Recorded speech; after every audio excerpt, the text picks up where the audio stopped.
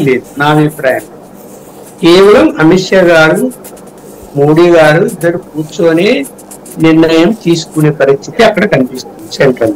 ప్రతిదీ ఈ ఆంధ్రప్రదేశ్ విషయం కాదు, అన్ని రాష్ట్రాల విషయం.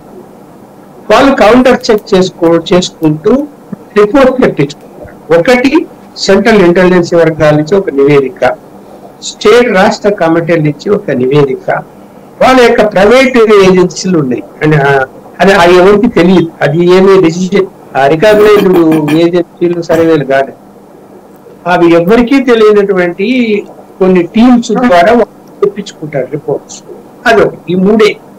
ఈ మూడు దగ్గర పెట్టుకొని 1 to 1 అంటే ప్రతి పార్లమెంటు సంబంధించినటువంటి అంశాన్ని, అలాగే పొత్తుల అంశాన్ని, ఆ రాష్ట్రంలో ఏంటి, ఏం చేయాలి, ఏ పార్టీలు తిరిగి పొత్తులకు ఏ పార్టీలు పోతున్నాయి, అంటే పొత్తు వద్దుకు వెళ్ళిపోయినట్టు మళ్ళీ వస్తున్నాయి, ఏవి వస్తే తీసుకోవాలన్నా వద్దా, తీసుకుంటే వాళ్ళ పరిస్థితి, వాళ్ళకెన్ని సీట్లు మనకెన్ని సీట్లు, ఎలా కన్విన్స్ చేయాలి, ఇవన్నీ మాట్లాడి అమిత్ షా గారు అక్కడ తీసుకునే నిర్ణయాలు టిక్కు పెట్టుకున్న తర్వాత దాని ఇంప్లిమెంటేషన్ నడ్డా గారికో ఇంకొకరికో లేదంటే ఆర్గనైజింగ్ సెక్రటరీలకో సంఘం నుంచి వెళ్ళిన వాళ్ళు ఉంటారు, ఆర్గనైజింగ్ సెక్రటరీలుగా వాళ్ళకు అప్పగించడమో చేస్తారు. ఇది జరుగుతుంది.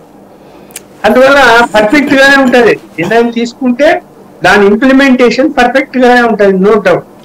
దాని జగన్మోహన్ రెడ్డి ఒకవేళ నిర్ణయం తీసుకున్నాక వాళ్ళిద్దరు ఇంప్లిమెంటేషన్ కి మొదలు పెట్టిన తర్వాత జగన్మోహన్ రెడ్డి గారు పోయి ఎవరితో ప్రయత్నాలు చేస్తాడు, ఎక్కడ ఆగుతుంది, అది ఇంకా ఆగదు, జరిగేది జరుగుతుంది.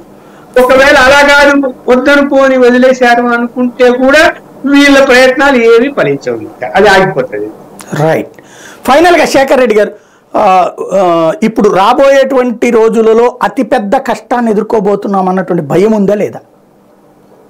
సార్, మా పార్టీకి, వైఎస్ఆర్ కాంగ్రెస్ పార్టీకి, మా నాయకుడికి ప్రజలకు మంచి చేశామనే ధైర్యం ఉంది తప్పిస్తే ఈ పార్టీలన్నీ కలిసి వస్తున్నాయి మనం ఓడిపోతాము అనేసి ఎక్కడా కూడా భయాందోళనకు గురవాల్సిన అవసరం లేదు అని చెప్పేసి మా నాయకుడు స్పష్టం చేయడం జరిగింది.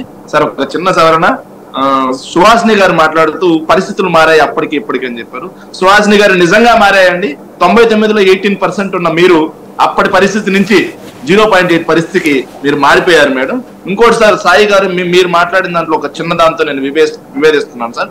నాడు నేడు స్కూల్స్ లో ఎక్కడా కూడా కేవలం 650 స్కూల్స్ తప్పిస్తే మిగతా ఎక్కడ స్కూల్స్ లో కూడా కేంద్ర ప్రభుత్వ వాటా లేదండి. మిగతా అన్ని కూడా కేవలం నాబార్డ్ నిధులతో మాత్రమే నాడు నేడు స్కూల్స్ అన్ని కూడా డెవలప్ చేయడం జరుగుతుంది సార్. అది ఒక్క ఓటు మీతో నేను విభేదిస్తున్నా. చివరిగా చెప్పేది ఏంటంటే, మళ్ళీ కూడా చెప్తున్నాను సార్, వీళ్ళు ఎంత మంది కలిసి వచ్చినా, అన్ని రాజకీయ పార్టీలు కలిసి వచ్చినా సరే మా పార్టీ పొత్తు కేవలం ప్రజలతో మాత్రమే. మా పార్టీ, మా నాయకుడి సిద్ధాంతం ప్రజలకు మేము మంచి చేసుంటే మాత్రమే మాకు ఓటేయండి అని అడగగలిగే సత్తా ఉన్న నాయకుడు మొత్తం యావత్ దేశంలో చరిత్రలో చూసుకున్నా సరే ఒక్క జగన్మోహన్ రెడ్డి గారే.